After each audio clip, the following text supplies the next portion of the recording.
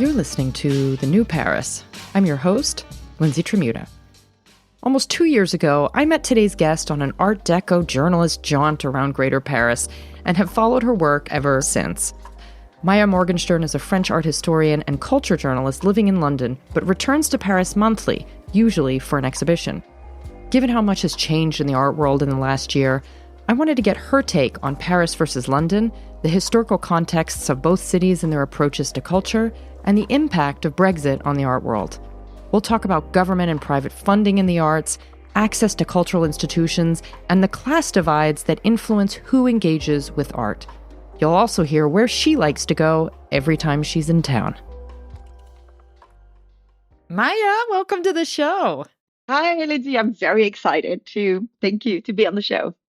You're dialing in, you're calling in. What do we say? You're joining me from London, but yesterday you were in Paris, and last week you were in Paris, and the week before you were in Paris. But what were you doing yesterday? Yesterday was a very long day, but I think it's typical of seeing the differences between Paris and London. I started the day at Notre-Dame de Paris because I wanted to see the cathedral, which I hadn't seen in a long time, and the Viollet-le-Duc stained glass windows that are going to be swapped for Claire Tabouret. So I started there at Notre Dame. Then I went to see the exhibition of Claire Tabouret, upcoming stained glass windows at the Grand Palais. Fantastic, fantastic show. Very interesting with the Atelier Simon Marc. And then what did I do? I saw Eva Jospin and then a few other exhibitions and ended up in London and went straight into this Soho Club for drag queens. For a birthday party. Yes, for a birthday party. But again, like seeing the Paris and London are so close, yet so far apart. That's what I love about it. I mean, they couldn't be more different in terms of the way people dress, the way people behave. I mean, it really is like night and day. And you being a French woman who used to live in Paris and, has been living in London now for quite a long time, right? Yes, I moved to London 2008 and I arrived from New York City. So I think for me, it's the experience of having lived in the US 7 years and experienced the arts there and how it works, and being trained as an art historian in Paris, very classically trained there, and moving to London. I feel like I've seen all end of the spectrum and the middle ground, which is the UK and London. Well, that's an interesting point because, as I explained in the introduction, I haven't done an art-related or art-focused episode in about a year, and that was when the Couture show came out at the Louvre. And there's been so much change since then. There's been a lot of movement, a lot of exciting developments. You have the opening of the Fondation Cartier, which moved to the first. You just mentioned the Grand Palais exhibitions that are really special that are on right now, but you also have Berthe Veil that just closed at the Orangerie. Michael and Thomas, an American artist at the Grand Palais. So there's so much to see right now in Paris. And you, as someone who goes between, who reports on art, who reports on cultural happenings, and as a trained art historian, what do you think is most interesting in this particular moment about what we're seeing happen in Paris, especially compared to London? Well, I mean, you said it yourself. This like the list goes on. And again, Bourse de Commerce is also very new. We feel like it's been there forever, but it hasn't. Sotheby's also opened a new headquarters next to an old headquarters, which is massive. White Cube, Hauser and Wirth also open outpost, moving, a lot of their businesses from London to Paris, or just adding new businesses, as they like to say. But Templon just closed the gallery in London, and just to stay in Paris. So that what we're witnessing right now seems major, but we have to remember that it's nothing new. These things are cyclical. And yes, it can be attributed to a lot of factors, but maybe I think the best way to explain it is that Paris and London are a little bit of a vase communicant, like vessels, like interconnected vessels. One is always trying to be like, hey, I'm there. And then the other one's like, yeah, I'm there too. And it's pushing the art world. Let's just go back a little bit, like Exposition Universelle, like the major. Oh, you want to go back like a long time? I want to go back a long time. We could go back even further, but I think that will explain really what's at play here. Like 1855, Exposition Universelle opens in France, in Paris, to showcase the best, of the world. Napoleon III. Why is he doing this? Because London opened in 1851, the Great Exhibition. So you don't only want to show what's best in the world. You want to show it in your own home because Mm, that's soft power. That's how you develop your ideas and spread your ideas somewhere else. So it's a competition within a competition. And even the artists are participating in that. You think of like Claude Monet painting Gare Saint-Lazare. It's not just pretty. It's showing you this is what we have. We have a train station. We have the locomotive, the Eiffel Tower. It's not just for Instagram. It was made in 1889 for the Exposition Universelle. It was a pure soft power. Look, we're here. So this is the going back of the cyclical like push and pull happening between Paris and London. And I mean, we could go back again, like, or go through history and say there were a few dips and why and when, like the Second World War, for obvious reasons. Paris sure. lost its shine a little bit to New York and then to Berlin. When was Um, that?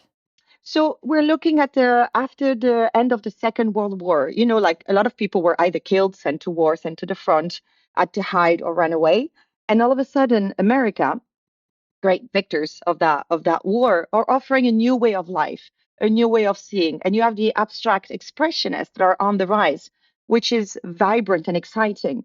And again, if one day you want to do an episode on soft power, I mean, the rise of abstract expressionist is due a lot in part to the CIA. That's a kind of fairly recent discovery. Um, Okay, I know this would be a tangent, but like, can you just give like a little nugget about that? Because you've piqued my interest, Well, not to go too deep into it, but basically you have a Cold War. So we're like right? 45 and 50s and like all this era between America and Russia. And there's two ways of life that are competing, two ways of seeing the world. And the reason why the CIA got involved in, like trying to push these artists, because abstract expressionism was just showing that new way of life, the freedom and capitalism, and it was not intrinsic to the artist and what they were talking about, but it was the freedom of expression, as opposed to, if you look at the Soviet Union of the beginning of the 20th century and official art. So they were just trying to combat ideas of stereotypes of what art should be and what artists should be doing. So that's why they pushed it to the But when forefront. you say push, was it financially? Yeah, Was it yeah. okay? It So was they were financially backed. okay, okay, And again, there's so many ways of doing soft power. You named, I mean, look, we're looking at it every day. You rename a building, literally, yeah, literally. literally. You name a curator, you name the director of a museum. I mean, if you decide, if you know who's going to decide what's good for the future, that's power right there. You're Mm. changing the conversation already. So sorry, that's the tangent, but that's Right. No, but it was a worthy one. But so okay, so Paris really sort of dipped at that moment, yeah, and there was interesting things happening in Berlin. yeah, I mean, there's still interesting things happening in Berlin. Very much still the underground city, right? But yeah. it's funny because while there's some interesting art, I associate it more with clubbing and nightlife, and not actually with like groundbreaking exhibitions in the way that we see them over here. Well, because our idea of groundbreaking exhibition has become what we call a blockbuster. And Mm, for that, you need a lot of money. right. And that's a different way of setting up art and showing art. Berlin was more about the avant garde. And again, remember, like 1889, like the fall of the wall, where we're in the 90s. So you have East and West reuniting, and the conversation and the rebuilding of the idea of a nation, what it is to have an identity. We're talking about intellectual art, not throwing like Jeff Koons on a bag. So it's a very different approach.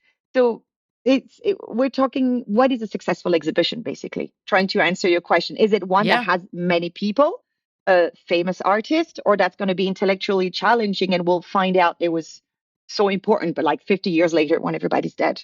It's a very, very good point. And so there is no answer because it really depends on who you're asking Exactly. And it's and always the the same audience. story. Exactly. And Right, the right. audience and what do you value? So, in that sense, Berlin has always been very important for different reasons.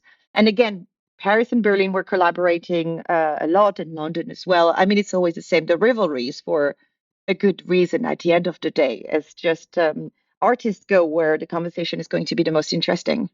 That's a very good point. And we see that constantly happening. And perhaps what's going on in the US right now is going to fuel all sorts of artist commentary in the Hopefully. years to come. Hopefully, freely. Hopefully and freely.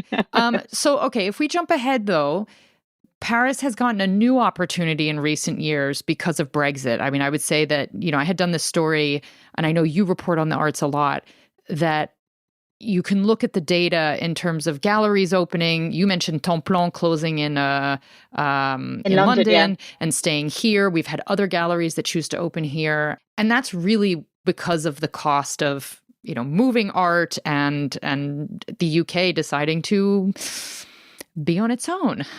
And so it's given Paris a real opportunity. How does that play out in your mind? Is it sustainable? Is it going to keep lasting, or will people sort of get tired of what Paris has done?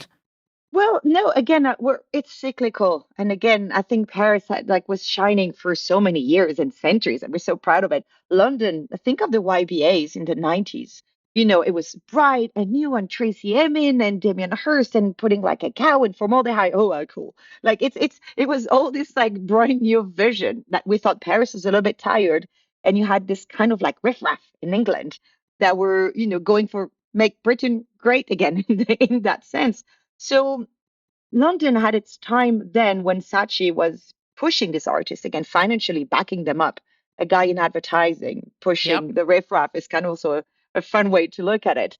So it's I don't know how long this is going to last, but for sure at the moment, because London is in such difficult spot, it is, as you said, so expensive to put on an exhibition. Artists are having a hard time, just getting a visa. Or if you think of PAD, the Pavilion of Art and Design, which is the same fair, French fair originally, happening in London and Paris, it costs so much more to buy the same artwork in London as in Paris.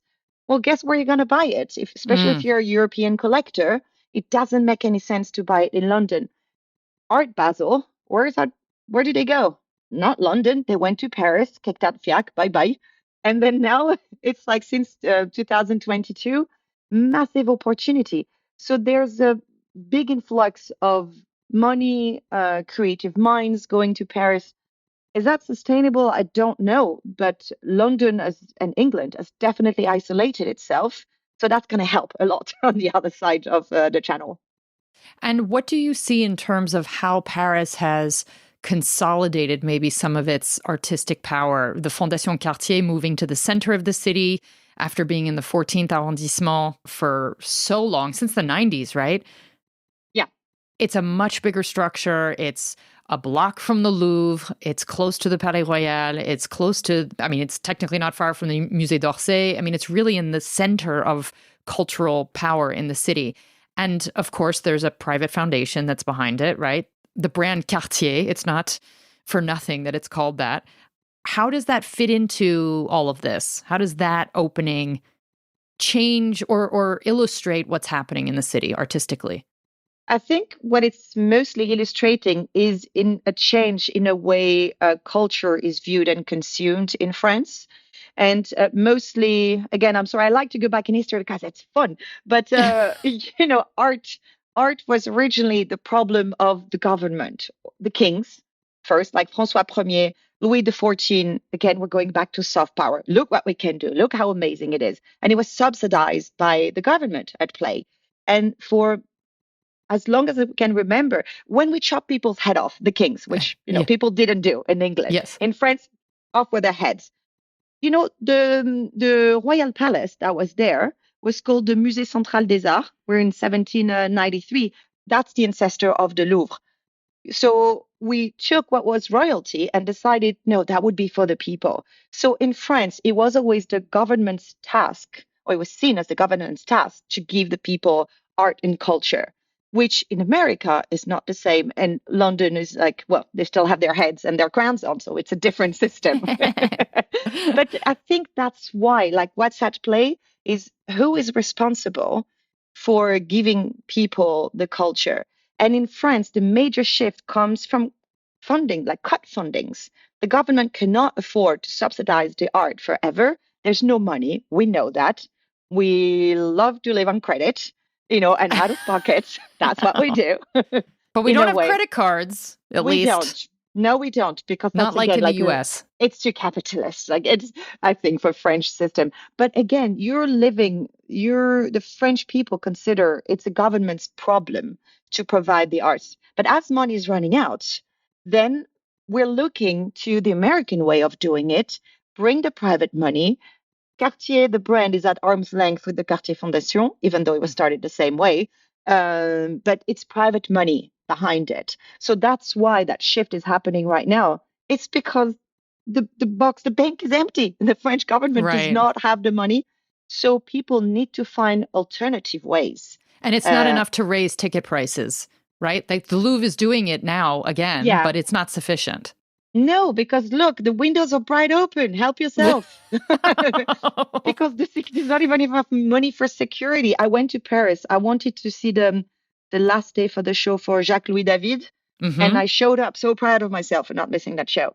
And they were on strike. So Oh, it yes, of course. Yeah. so it's you're running into issues that model is not sustainable. Mm, So either you give up or you just open the door to a more capitalistic view, which is very American, and it comes with amazing things, being able to pay for things that could have never happened, not having to ask a government what they think, because the second the government changes, that gets, into the bin. And the problem is that, well, you get the Sackler money.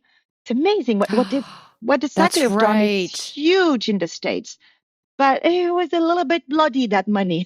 Yes, So this was the for those listening who don't maybe remember this because it was now many years ago. But the Sackler family, they're the pharmaceutical yeah, company. It's Purdue Pharma, right? Isn't yes, that what they exactly. right? Yeah. And they helped basically fund the opioid crisis. And their name was taken off the Guggenheim Everywhere. everywhere. Basically, no, they created the opioid crisis. Let's make it Mm, very clear, because they were producing the medicine that was prescribed to people, knowing it would be addictive. And then again, there's a different system. The healthcare system in the US, as you know, is fabulous. So people were prescribed these things, getting hooked and dying from it.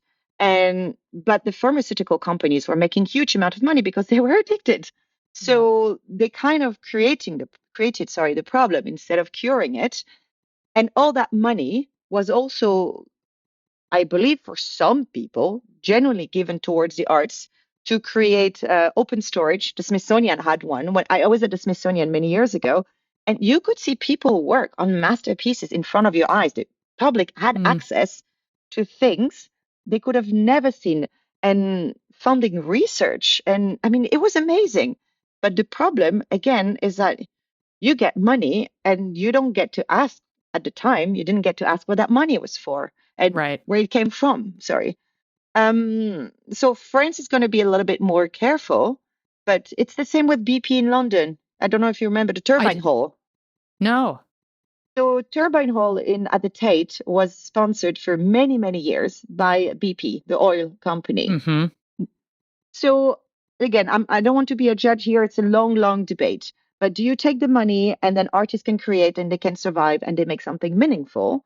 If the company says, I just give you the money, I stay out of your process, is that good enough? Because at the end of the day, is it still greenwashing? Are they buying their way out by funding the arts?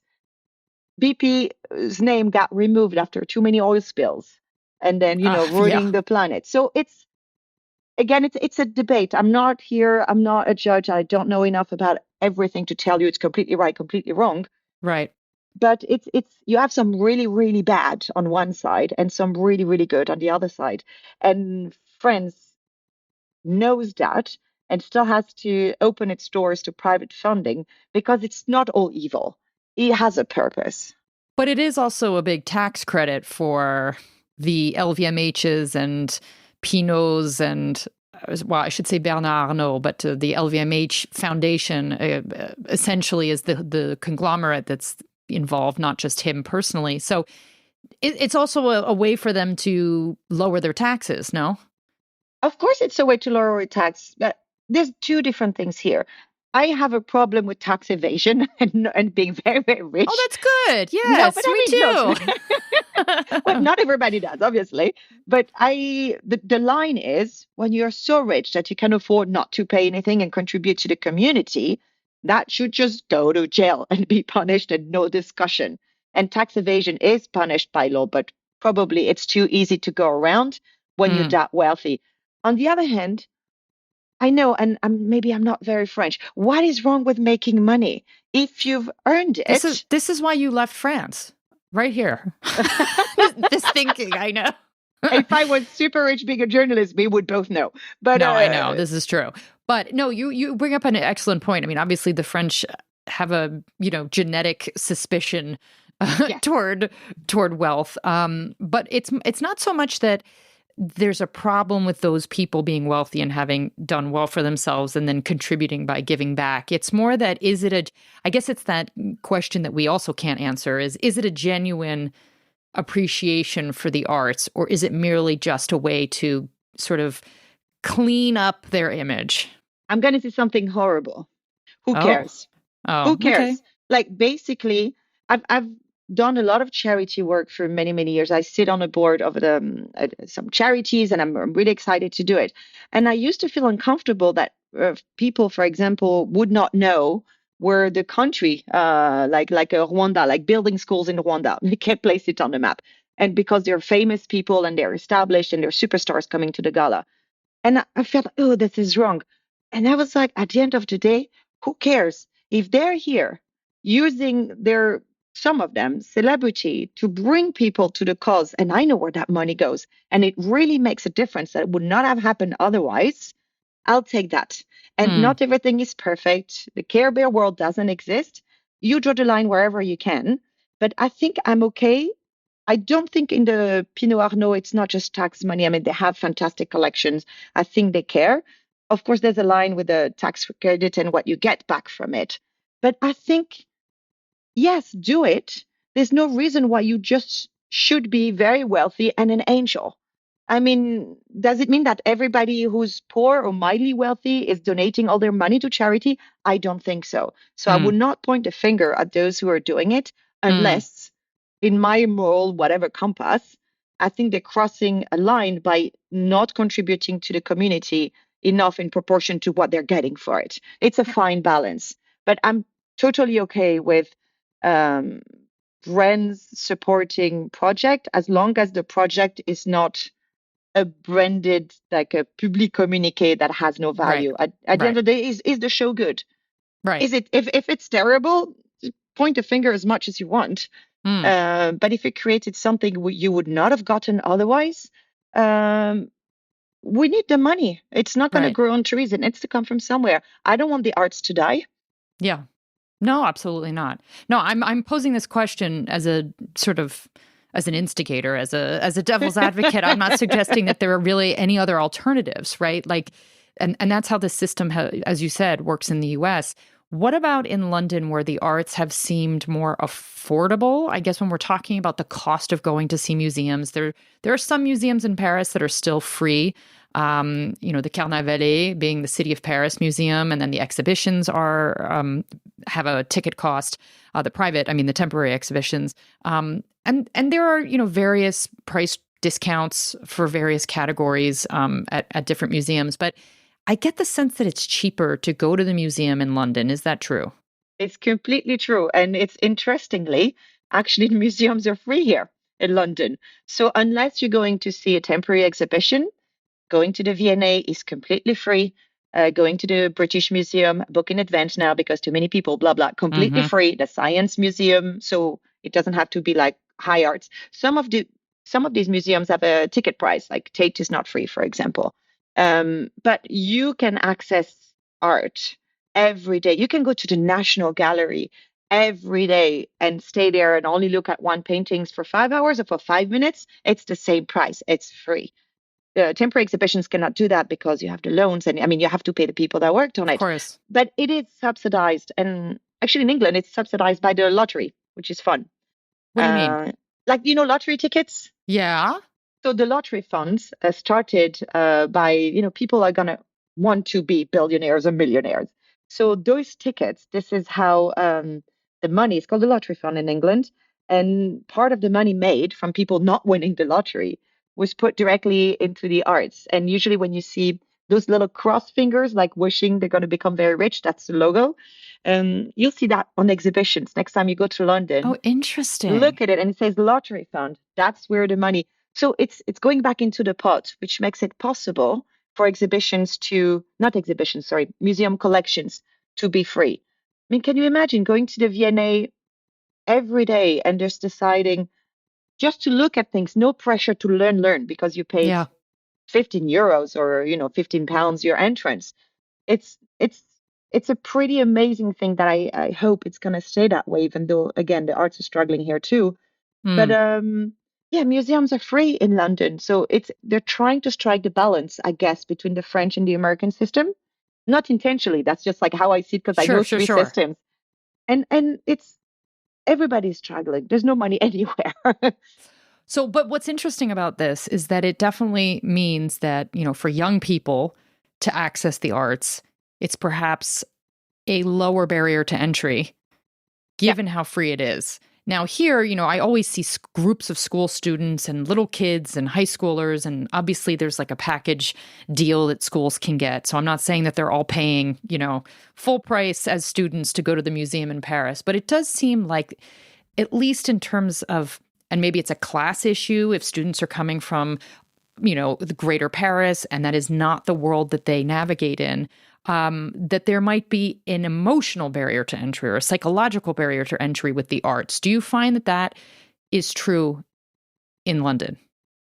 I think it again, London is so divided. Just to put a little addendum, for example, the Louvre is free if you're under 18. So, Right. so I mean, youth, you still have access completely free, and then you have some rebate and and cards, and the city of Paris is subsidizing quite a lot. C'est le pass culturel, c'est ça? Oui, voilà, c'est ça, le Yeah. pass culturel. I am not quite sure if there's such a pass here. That's something that I don't really look at, but you have many museums that are free if you're younger. I mean, there's one thing that France has done really well, I guess, that is in the culture that London doesn't have, is l'exception culturelle. Oh, the So that's cultural exception. exactly, you know that, you live in Paris. 1993, under Mitterrand, but over the ideas of Malraux, like the idea that, well, again, it was a tax rebate idea at the beginning, but it doesn't matter. Like it's again, it doesn't matter. The idea that art should be consumed and accessible to everyone, and the fact, do you dare or not dare enter a museum? Do you think it's for you? That has nothing to do with the ticket price. It has to do with how you view yourself and how you think you're viewed in society. Mm. And I think, I mean, look, in England, museums are part of the everyday life. Again, it's more about it was more about big shows. I know it's free, but I think it's still always the same population that comes Mm. through the door. And there's a lot of effort to bring the schools, and I know they're trying, but it's such a divided. And again, London is not the rest of the country, as Paris is not No, the just the like rest of the Paris. country, Yeah. but worse. Seriously, London, I think, is way more diverse than Paris in so many ways, but it's maybe for that reason a lot more cut off from the rest of the country. The cultural offering in London is extremely strong, and a lot of other cities are completely lagging behind. They're Mm. trying, like Tracy Emin and Margate, and like there's a lot of artists that are trying to push this forward. Yorkshire Sculpture Park up north, there's lots of places, or V&A and Tate opening outposts. The same like Pompidou is opening in Sure. different cities, and like a Centre Pompidou Metz or Louvre Lens. I mean, Yeah. it happens, but I feel like London is a little island within an island, and Sure. it seems a little bit hard beyond tourists to bring people, everyday people, to the museum. That's my feeling.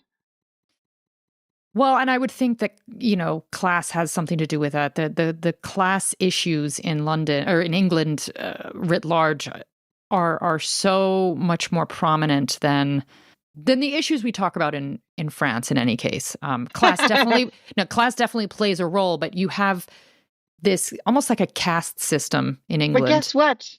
Guess whose heads are still on their shoulders? Okay. No, but come on, it is like they're I mean them no harm to make sure this is clear. But there's still a royalty here. The class system was never abolished in England. It was Yeah. in France. So of course it's still there. Of course you're either blue blood or you're not. And this is extremely, extremely strong here. And don't ask me how many royalty friends I have. I have none. And I I know. And I don't think it's because it's mean. It's because again, the good and the bad is that you can have your own community, and it's okay to be different and show sign of your different culture and wear a headscarf or a cross or like a kippah, whatever. Here, it's accepted because you are within your community and you can nurture your differences.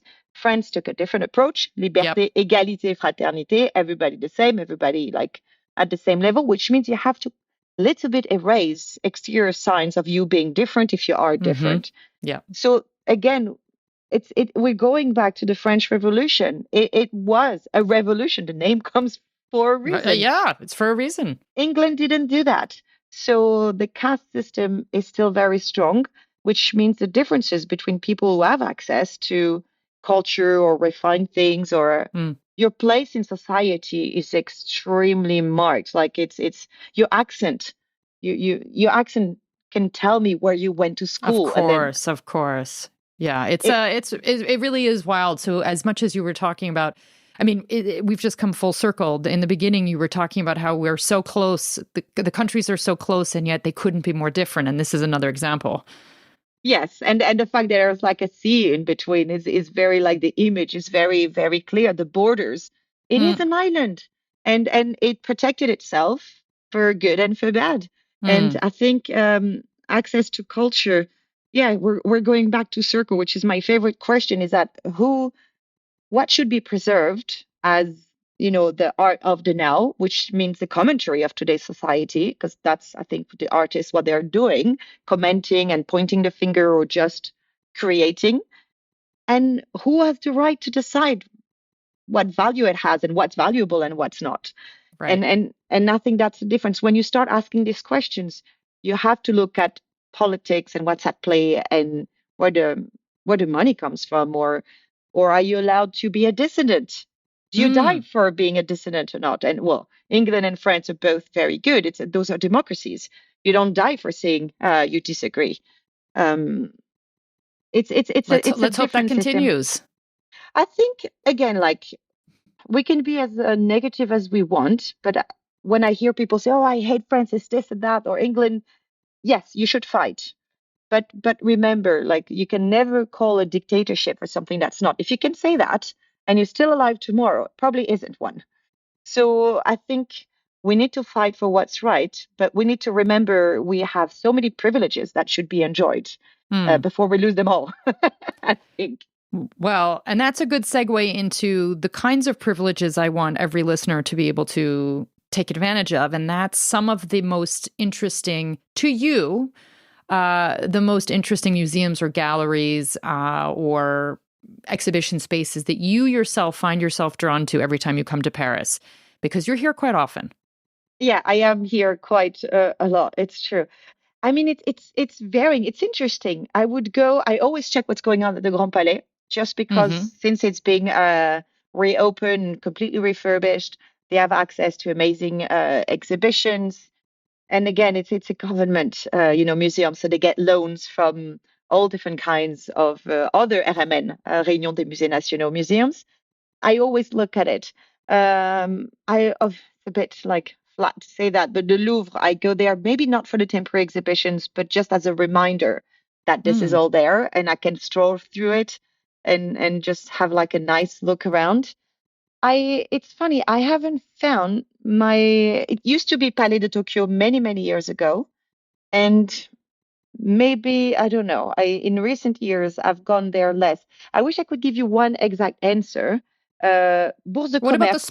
What about the smaller museums? Because, Paris, I don't know if London has this, but we have so many house museums and small, privately owned little places that, if you didn't look at a whole list of all the things that exist, you wouldn't even necessarily stumble upon them. Yes, you know what? My favorite used to be the Maison de Gustave Moreau. Mm, And it was just so quirky and weird. And looking at his paintings with Salome, like condemning, I think it was Saint Jean Baptiste to his death. I mean, I thought it was just so funny and violent. But it's, it's, I think it says more about me than about the place. But it's the idea, I don't know, of being in somebody's home, and then looking at how they lived and work like the Giacometti hmm Fondation as well. I mean, there's a lot, but I'm happy. I'm happy moving around. Maybe that's why I do the job that I do. Is that mm. I'm not a creature of habit so much. I will always go to Paris, go see a show, go to Comédie Française and see theater there, obviously, because that's a must. If you go to That's a France, you need must. to And stop. also because your brother is a big deal there. Yes, I think maybe it's like the sisterly proud that's a bit stupid because I'm just very proud for nothing because I have no part in his achievements. But yes, Yeah, no, but it's also they're very you're good. happy. Yeah. No, No, I'm I mean, of very course, happy. they are But an even if it wasn't in amazing a play, I would go see a show if it wasn't in fair. it. Fair. If you feel like you need to say that, that's okay. I love it. I mean, that was one of the first places I went as a student here Yes, with, to see Cyrano de Bergerac, which, has been performed there 7 billion times. yeah. And it's true that when you're learning French, especially, it can be a challenging place because everything, I mean, it is upholding French literature to a T. I would not learn French there. It's a little bit rough. It's not Duolingo, you know? So I wasn't suggesting I was learning there, but just that it was an outing, it was an excursion with class, And I did love it though, and so I've since been back and I got to see your brother in something recently, and I just thought that was Oh, yeah, you did. I did at l'École de Danse, and I found that it's so interesting that you and I also met on something art related Yeah. completely by chance, and anyway, I just think that the arts are very fortuitous. And so whether that's theater or museums or, a gallery space or Architecture. Look at the architecture, right? architecture of the city. It's insane. I'm not just talking Haussmann, like and or Le Corbusier, but sometimes like little quirk things. You run into something from the 17th century, like Maison d'Apparat, Maison de Duc, whatever, and then you turn around, it's something completely different. I think Paris is very rich culturally. We know that. I'm not like Mm. telling you anything you don't know already. But what I like is not always going to the same thing, is coming back and always being surprised that I didn't know this thing existed. It's very humbling. And it's not such a big city, square foot, like Paris Intramuros. And you're Yeah. like, huh. And I feel so humbled every time. I'm like, I had no idea. And I think that's my go-to is surprise me. Oh, what a perfect way to end. Maia, you are a wealth of information. You will have to come back next time there's some controversial or very talked about Please. exhibition here in Paris so that we can dissect it and analyze it. But until then, this has been fantastic. Where can people find what you're writing? If people can remember all the letters in my last name, they can Well, type it. it will be written. It will be written in the show. Don't worry.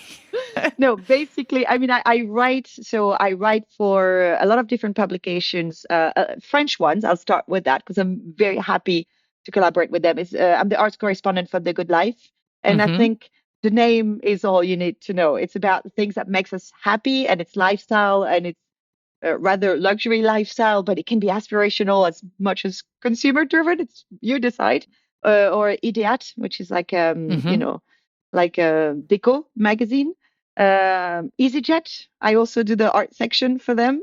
Very different. Oh, Yeah, yeah. Metropolitan Eurostar. Look, I try to make sure I'm like sneaking in your head wherever you go. Art Basel for things more in depth about art. Okay. I must be forgetting some. I mean, it's a mix. I try to update Instagram now that I'm not banned anymore. I Why think were we you should do banned? some because I posted an artwork. I think this is the one show that I would. I've been banned for almost 2 months for posting an artwork that was at the Hayward, Gilbert and George, and AI triggered. me being banned, and I could not appeal. There was nothing I could do because it said looking for a male escort, and then it had a phone number. But it was a collage, and it was clearly an artwork. And the following stories had a video of Gilbert and George explaining and talking about their art. And AI banned me oddly a week after the stories had vanished.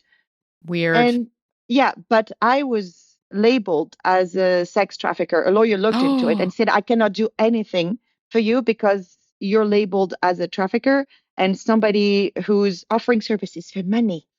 Oh my God, it was a depiction of an artwork. So how did it eventually get unblocked? It's awful because I could not do anything. I try, of course, to appeal to an AI, which goes nowhere. I try to meet people working there, use the connections. I thought I knew the whole world. I know nobody. I couldn't do anything.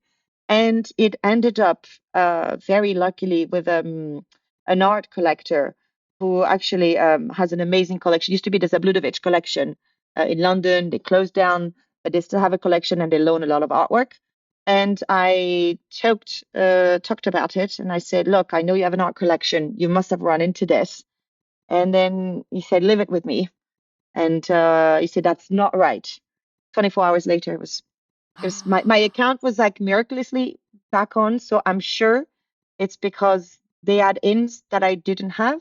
But I read about it and I spoke to some activists. And again, for another topic, another day, but a lot of artists are being silenced. They're not even censored. They just disappear. This is what happened to me. No Facebook, no Instagram, no more connections.